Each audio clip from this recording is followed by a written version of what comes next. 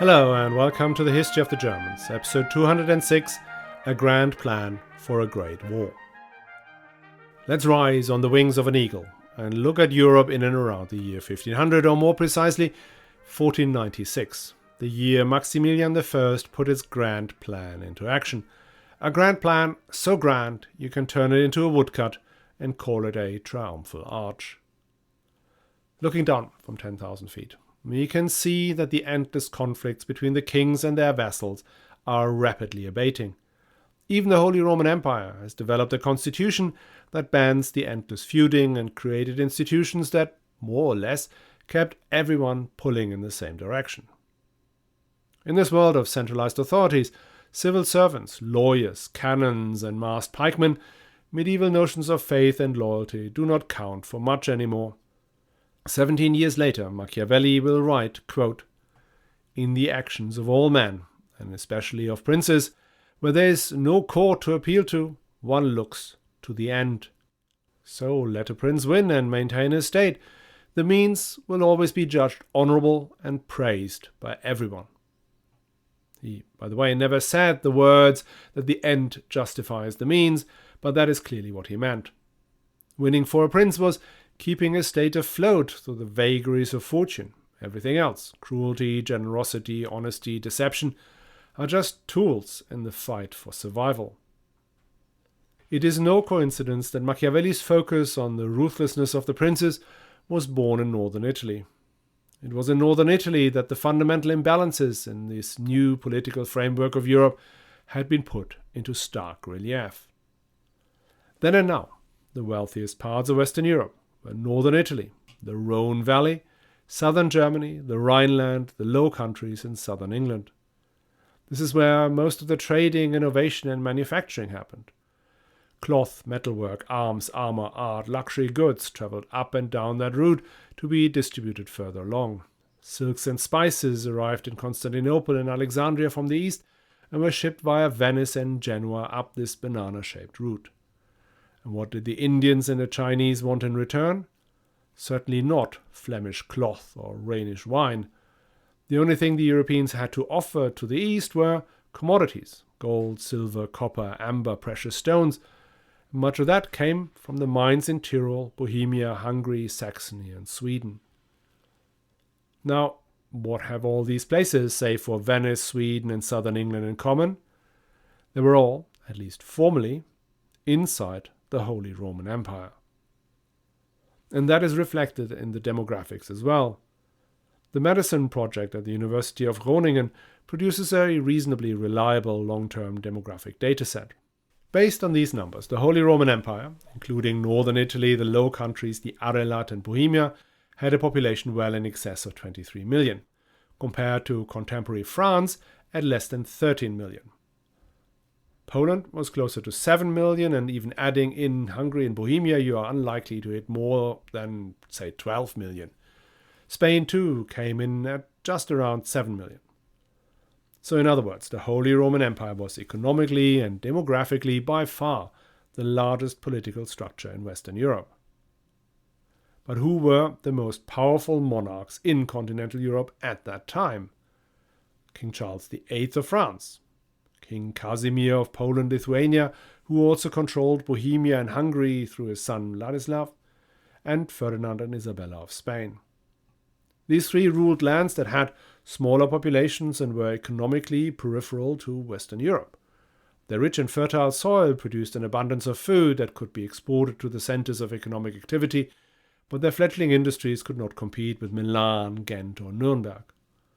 Their success was down to smart dynastic marriages, suppression of powerful vassals, and patient acquisition of rights and territories by any means possible.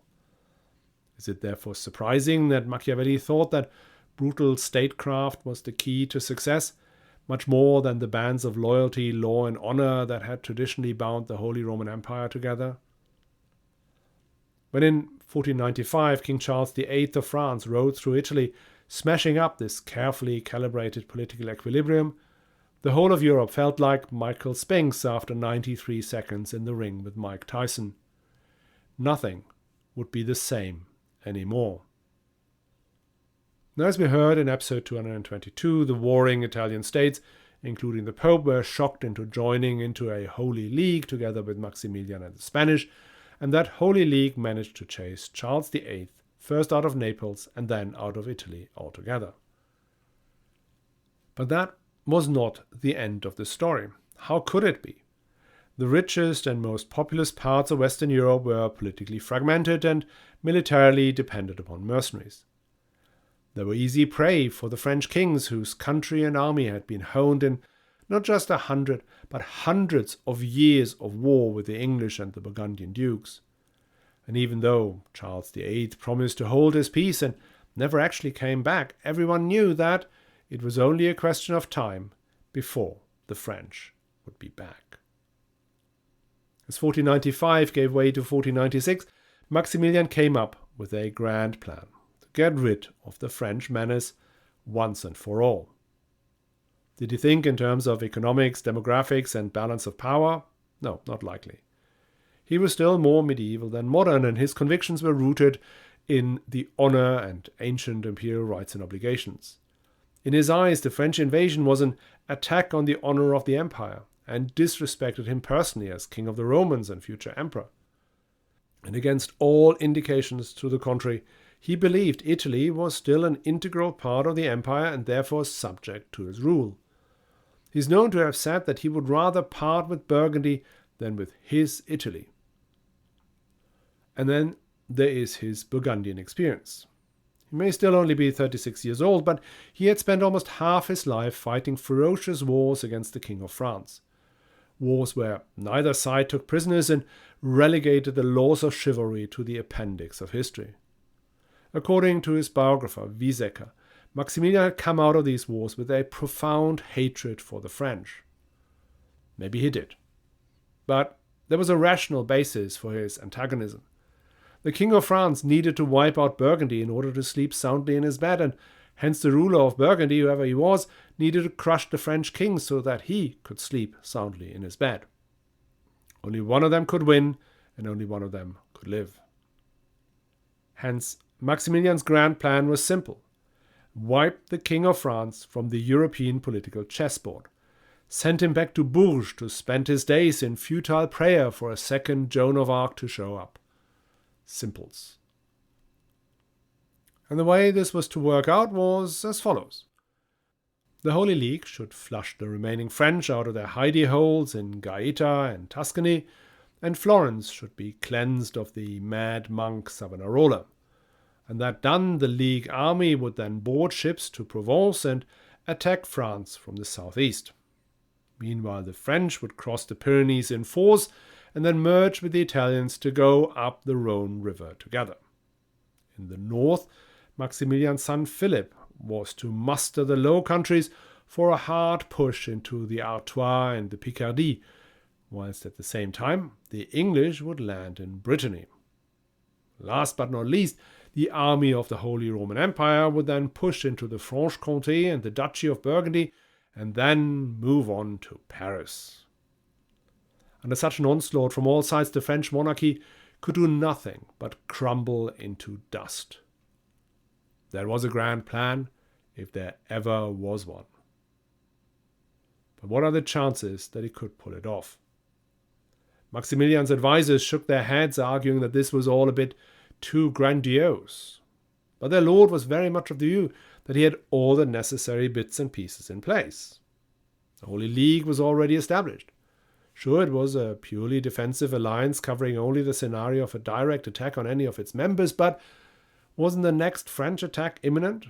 Surely all they were doing was preventing an almost certain next invasion. As for the Spanish, Maximilian had just put all his eggs into their basket when he agreed to marry his only two children to the Infante and the Infanta of Spain. This marriage alliance had been so lopsided in favor of the Spanish, the least they could do was helping him to get rid of that quarrelsome King of France. And this self-same son Philip, who would marry Juana of Spain, had been declared an adult and had taken control of the Low Countries. He, of course, owed loyalty to his father, if only for all the gold and iron Maximilian had spent on preserving his son's inheritance. The King of England, well, how could he not want Aquitaine and Normandy back, the lands that his predecessors had so valiantly defended at Crécy, Poitiers, and Agincourt? And as for that issue with the pretender Perkin Warbeck, whom Maximilian was still parading around as a Prince of England and true heir to Edward IV, well, I'm sure that issue can be sorted through some sort of land swap once France was on its knees. And finally, the Empire.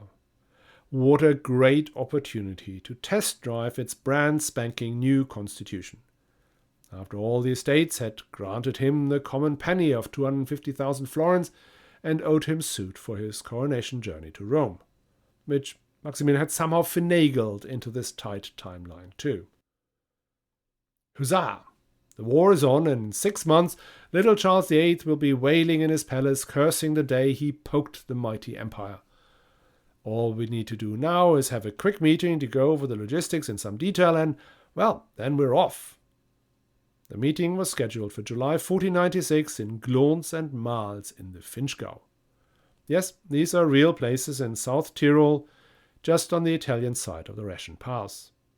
These are today and were then small and unnaturally beautiful towns, profoundly unsuited for a pan-European conference that was to decide the fate of the continent, but I'm jumping ahead. Let's talk about the build-up to this great conference. This timeline left Maximilian with almost 9 months from Charles VIII's return to France to nail down his grand plan and to make sure that everybody who showed up in Tyrol was fully committed to the success of the grand adventure. Now, he tackled all of these strains in parallel, but for simplicity's sake, let's take them one by one, starting with the Empire. Now, back at the Imperial Diet of Worms 1495, that was episode 223, Maximilian had tried to get the Reichstag to ratify the Empire's participation in the Holy League. Now, that proposal did not pass, but the Reichstag had committed 250,000 florins in immediate support for the war in Italy. However, the collection of these funds had turned out to be slow. So slow, it was almost imperceptible. Bankers who had offered to loan Maximilian the money in advance of collection withdrew their offer when they saw how little was coming in. And anyone who had not paid realized only the schmucks were paying, and so they stopped too. Only 50,000 florins were ever collected, most of it in the Habsburg lands. Maximilian called another diet for Candlemas 1496 in Frankfurt to discuss why there were such impediments to the tax collection. But nobody showed up. Not even the Archbishop of Mainz, who was the Arch-Chancellor and was only a few miles away. That was a setback, but Maximilian should be able to rely on the oldest rights of the King of the Romans, the obligation of his vassals to accompany him on his coronation journey to Italy. This was one of the last functional elements of the medieval constitution of the empire. Even his father, thoroughly despised as he was, could gather at least a handful of princes when he went in 1452. Maximilian called the estates of the empire to appear fully armed and with their retainers in Feldkirch on July 1st, 1496, and muster for a jolly down to Rome. But for Maximilian, the last knight and upholder of chivalric culture, not a single imperial prince honored their ancient oaths.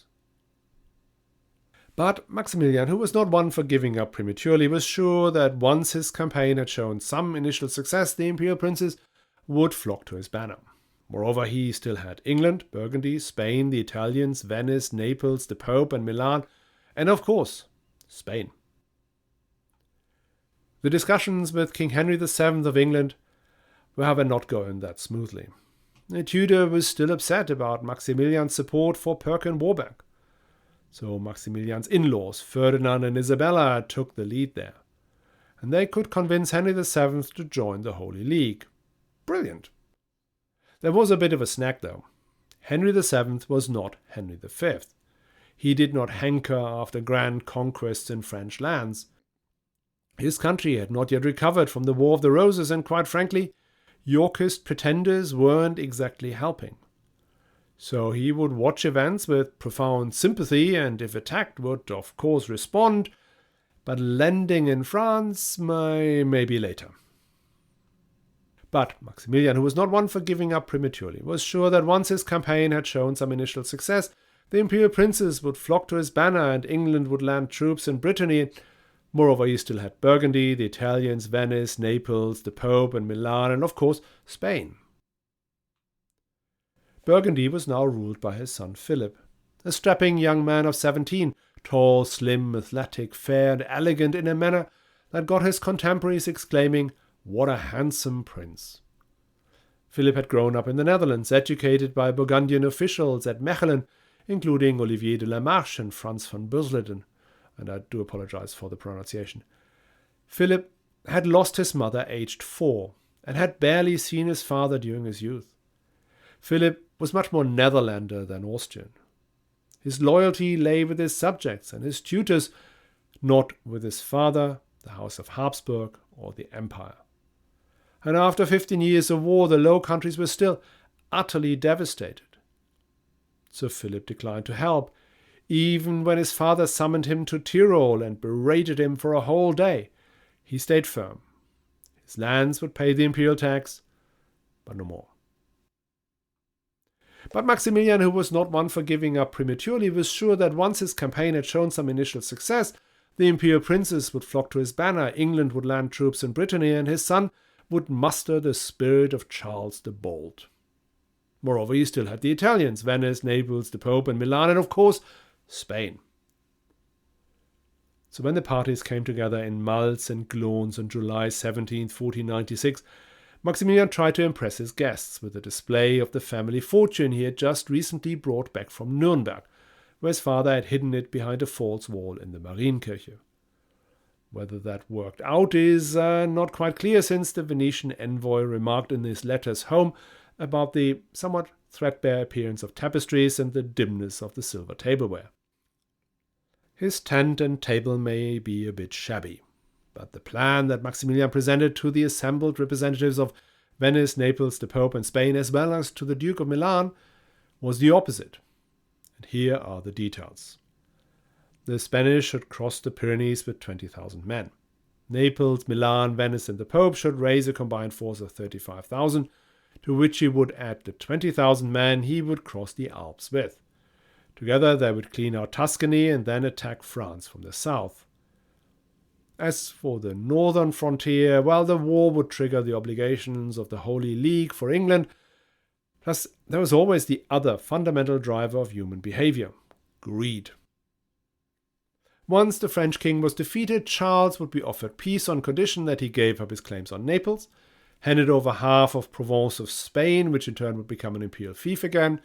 Burgundy and Artois would go to the Habsburgs, Brittany to England, Florence to Venice, and the French church would be brought back under the direct control of the Pope. So there was something for everyone here.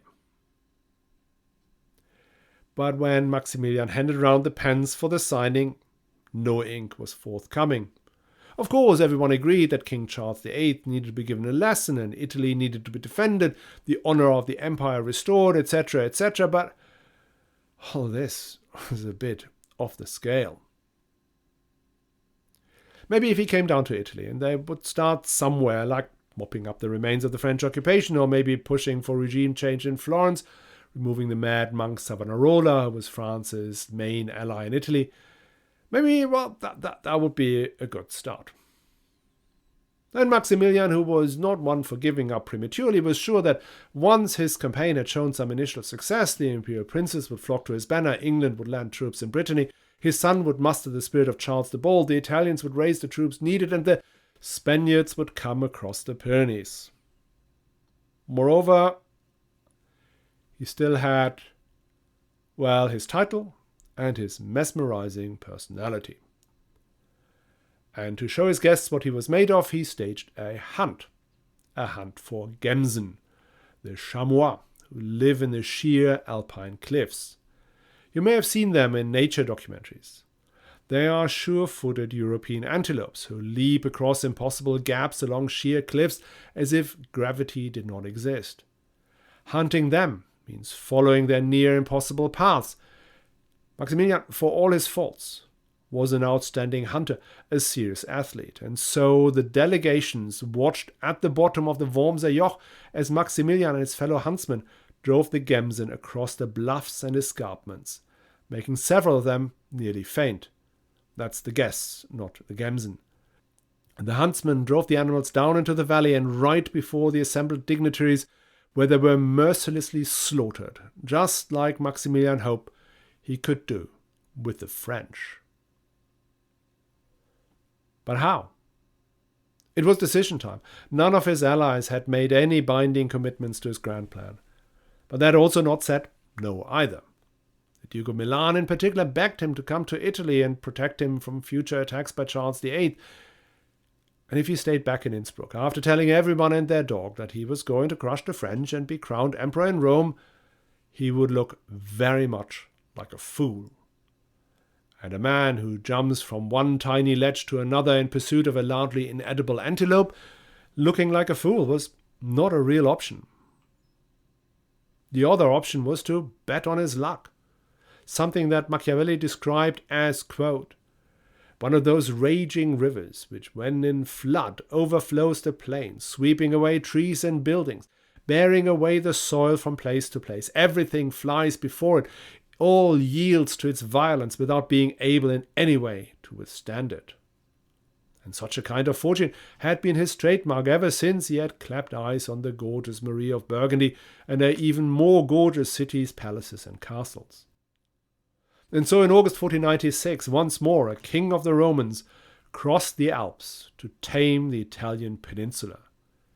He came not with the 20,000 men he had promised, nor with 5,000 like Henry VII, the last one to have shared his ambition, but with just 300 armed riders. Once again Maximilian was skinned. He had squeezed every last penny he could out of the population of Austria that had been suffering hard from Hungarian and Turkish incursions. He had pawned what was left of the revenues from the great silver mines of Schwaz. The family heirlooms that so failed to impress the Venetian envoys was given as security for a loan to the Gossenbrot bankers of Nuremberg. Some financial help came from the Duke of Milan, Ludovico il Moro, who over the whole of their relationship had given Maximilian a cool 1 million gulden, but he was now also on his last leg. Venice reluctantly chipped in with the promise of subsidies, though Maximilian was annoyed when the Venetians claimed that they had hired the King of the Romans as their condottiere, their mercenary captain. But he bit his tongue. After all, he had a grand plan to implement. Over the course of the campaign, these funds will bring him a few thousand men that arrived in drips and drops, which meant he was making a big bet on his Italian allies, his friend and in-law Ludovico il Moro, the murderous Duke of Milan, the shrewd Republic of Venice, and the depraved Pope Alexander VI Borgia. What could possibly go wrong? As he came down the Wormser Joch again, he pushed on, not to Milan, where he was offered a coronation with the Iron Crown and all that, but to the small but truly stunningly beautiful town of Vigevano. If you have not been, its Piazza Ducale, built in record time by Ludovico il Moro, is, I must say, amongst Italy's finest, which means a lot. Maximilian's detour to Vigevano was however less for sightseeing purposes than to avoid embarrassment. His measly 300 men were not the kind of imperial entourage that the people of Milan expected from their future king and emperor. In Vigevano, he held a war council with his allies, in fact just Milan and Venice, since the Pope had sent legates but not levies. Maximilian had played a double hand with his Italian friends. He had told the Venetians that he would gather a fleet to attack the French at sea and prepare for a landing in Provence. The Venetians did like that, since that would detain the French and keep the emperor out of Italy. The Milanese did not like that plan one bit. They wanted Maximilian to push into Asti and other French positions in the Italian northwest, thereby strengthening and protecting Milan. The Venetians did not like a stronger and safer Milan one bit, given that they were still both squabbling over Brescia and Bergamo. So the obvious solution to this impasse was to go to Livorno. Livorno, just for those of you without a detailed map of Italy in your head, is south of Vigevano, whilst France is east of Vigevano. Still, it sort of made sense as Livorno was the gate into Tuscany, where France's ally Savonarola was still keeping Florence in a state of heightened agitation. Livorno is a port city, and the plan was to muster a fleet in Genoa and then attack the city from both land and sea simultaneously. Maximilian's generals promised that this would all be a walk in the park. The city's defences, they said, were weak, and yes, it was already October, but Italian autumns are famously mild. So, on October 6, Maximilian's fleet of 8 Venetian and 2 Genoese galleys plus 11 support vessels raised anchor in the Bay of Genoa. On board were 2,000 soldiers plus some artillery, whilst a similarly sized force was marching on land. Progress was shockingly slow. The fleet spent days being blown in, the roads were muddy, so the army moved extremely slowly too. It took until October 22nd before Maximilian and most of his forces arrived in Pisa, 25 kilometers north of Livorno. Squabbling amongst the allies over the status of Pisa as a free imperial city or a potential prize for Milan or Venice did not add to the sense of imminent victory. On October 23rd, Maximilian did take his fleet to investigate the state of the defences of Livorno. Where he was told just 500 trained soldiers were holding out. He ordered his navy to blockade the harbour and his land force to set up their cannon to bombard the city. Maximilian was optimistic that Livorno would soon fall, given the attackers outnumbered defenders 5-1. Okay, Livorno's walls had unexpectedly been recently reinforced and were armed with powerful artillery, but how long before Lord Hunger would overwhelm the defenders? A problem with navy blockades is that they are weather dependent. In settled conditions, any traffic in and out of the harbour can be cut off by their heavily armed galleys. However, when the wind blows hard or worse in a storm, things can be very different, and even more so if the storm blows from the southwest, pushing ships into the Bay of Livorno and under the guns of their towers.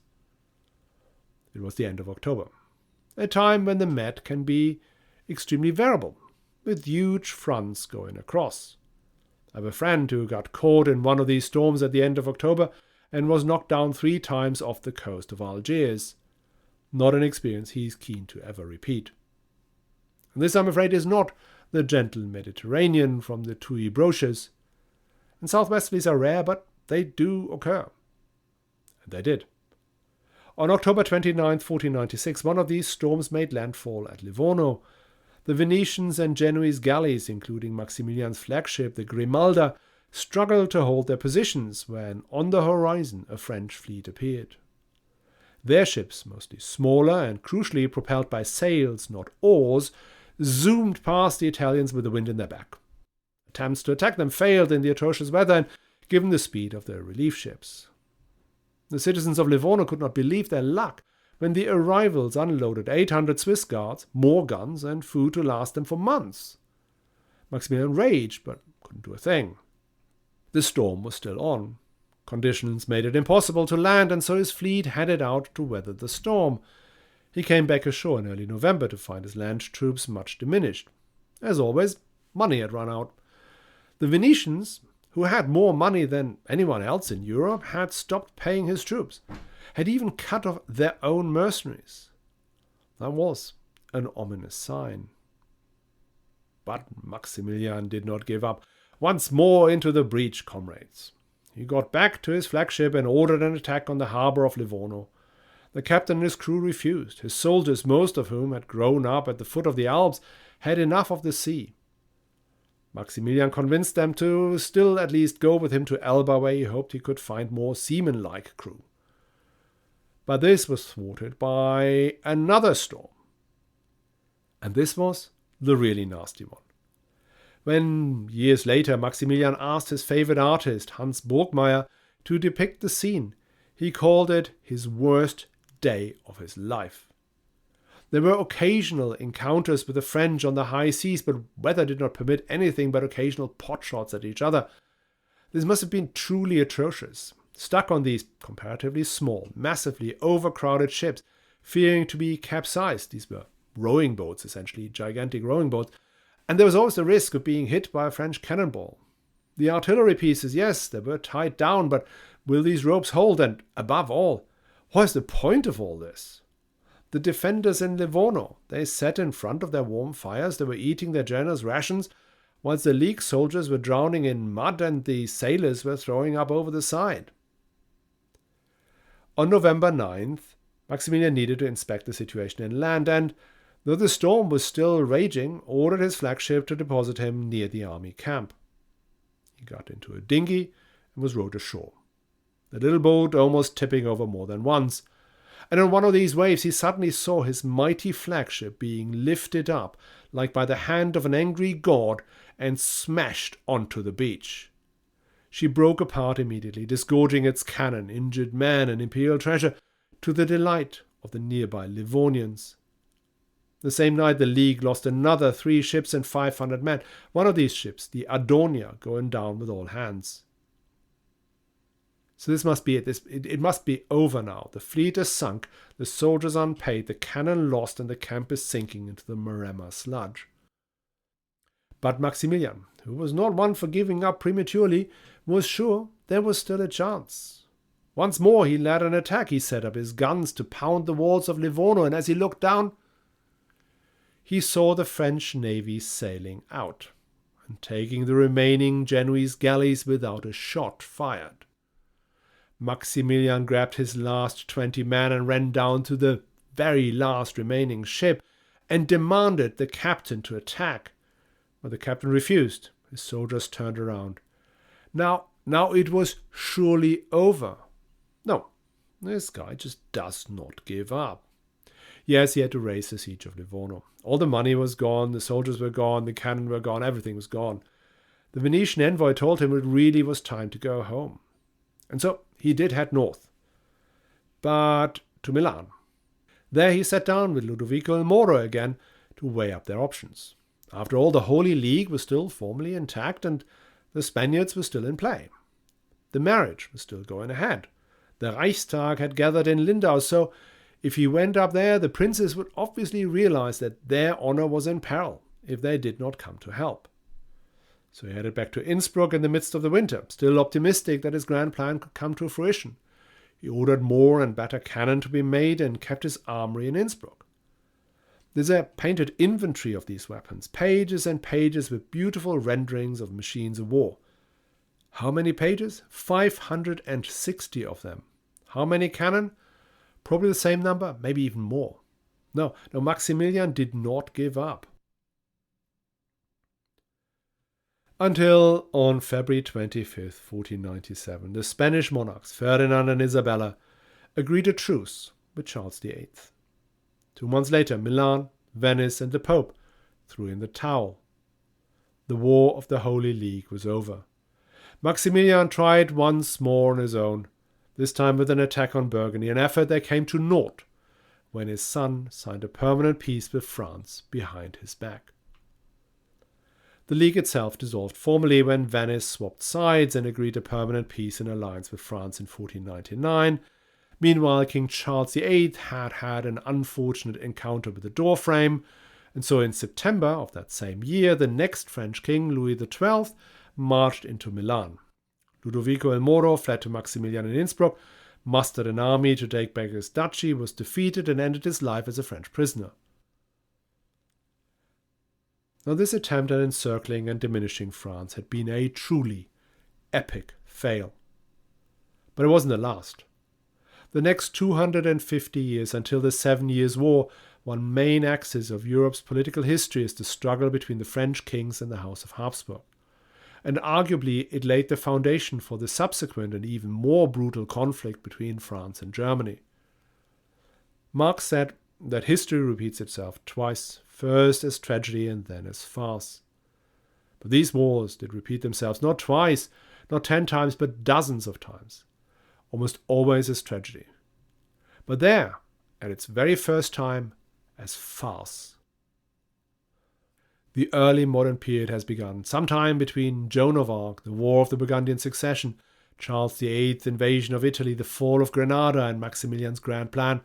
The political map of Europe had turned from a north to south axis to an east to west axis. And whilst France was growing and consolidating, what was the empire doing? Was the constitution going to hold the princes together? Was their reluctance to support Maximilian and his grand plan a bug or a feature? And what about the Swiss? Where were they in all that? Were they still in, or are they now out? All this will be revealed next week. I hope you'll join us again, and remember that your humble podcaster may not be as indebted as Maximilian was at the end of this campaign, but running this show still takes its toll. And if you were to find it in your hearts to share some of this burden, go to historyofthegermans.com/support, where you can find various options to show yourself as a true imperial prince, faithful to his or her oaths. Just as Ole M., Kevin K., Alan J., Kevin B., Robert W., John S., Carl K., and John M.A. have already done.